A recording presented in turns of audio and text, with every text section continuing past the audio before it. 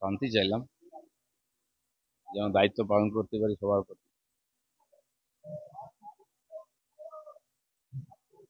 বলুন।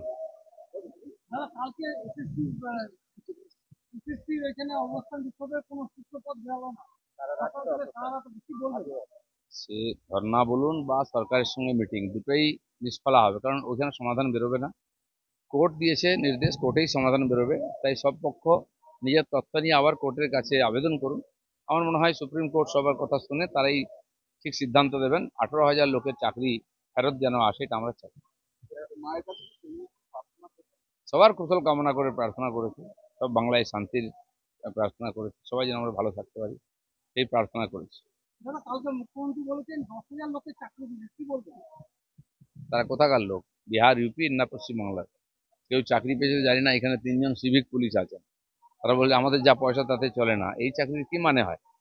উনি দেওচা পাচামিতে বলেছিলেন 1 লক্ষ লোকের চাকরি হবে, এক ঝুড়ি কয়লাও বেরোলো না, একটা চাকরি হলো না। এখন মেদিনীপুরে গিয়ে বলছেন 10,000 লোকের চাকরি হবে। আজ পর্যন্ত কত হাজার লোকের চাকরি দিয়েছে? কোনো অভ্যাস টাইম মিথ্যা কথা বলা, সেটাই বলছেন। আমি তো মুর্শিদাবাদে সেদিন ছিলাম যেদিন গন্ডগোল শুরু হয়, 11 তারিখ রাত 10টার সময় পার হয়ে, যখন তখন আগুন জ্বলছিল। বাকি পার্টির নেতারা যাচ্ছেন, আন্দোলন চলছে, যাবো আমি। কালকে শিলান্যাস অনুষ্ঠানে কিন্তু এলাকার যারা জমি দিল তাদেরকে ডাকা হলো না, বাইরে থেকে লোক এনে ভিড় করা হলো। সব জায়গায় তাই করেন উনি।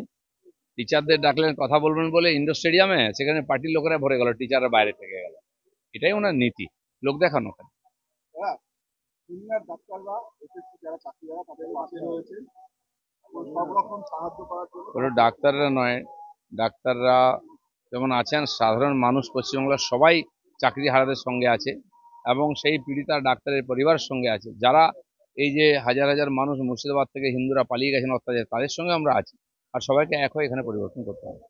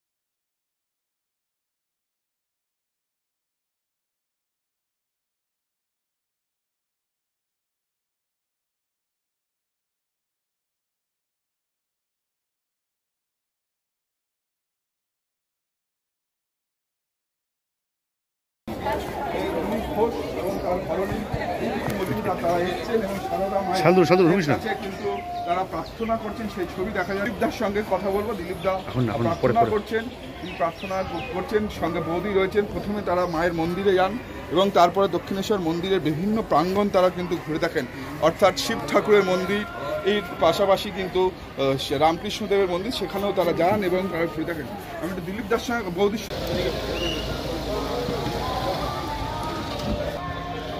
মনে হয় কিছু নেই।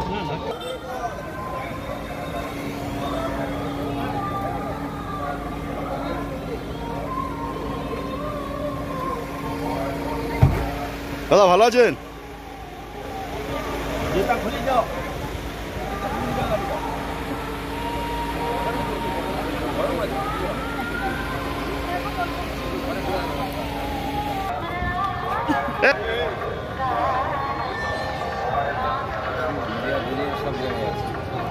হ্যাঁ স্বর্গে গেলে দেখবো ওখানে দু চারটা আছে, নরকেও আছে। ইন্ডিয়া কোথায় নেই?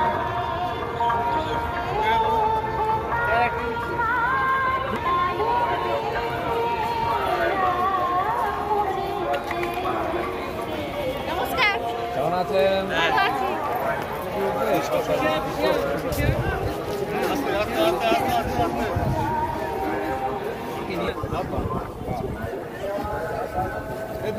কি এসছেন?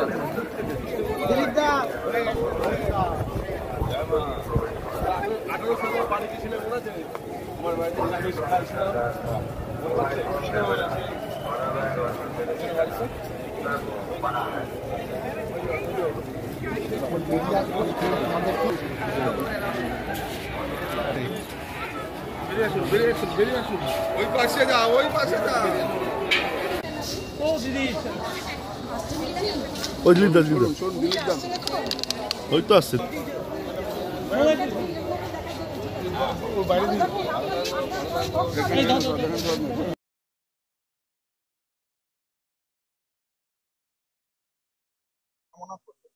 সবার প্রথম কামনা করলাম পশ্চিমবঙ্গের জনগণের স্বার্থে অশুভ শক্তির বিনাশ করে রাজনৈতিকভাবে আমরা পরস্পরকে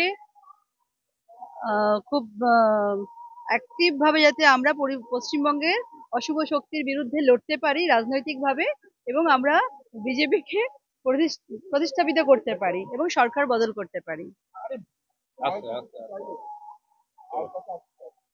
ব্যাস, পশ্চিমবঙ্গের অশুভ শক্তির বিনাশ হোক, পশ্চিমবঙ্গের স্বার্থে তথা ভারতবর্ষের স্বার্থে আমরা সবাই মিলে যাতে এই সরকারের পতন ঘটাতে পারি গণতান্ত্রিক পদ্ধতির মাধ্যমে, জনকল্যাণের স্বার্থে। অবভিয়াসলি যতক্ষণ এই সরকারের পরিবর্তন হচ্ছে না ততক্ষণ প্রত্যেকটা শ্রেণীর মানুষ, মানে একদম টপ টু বটম সবাই সাফার হচ্ছে।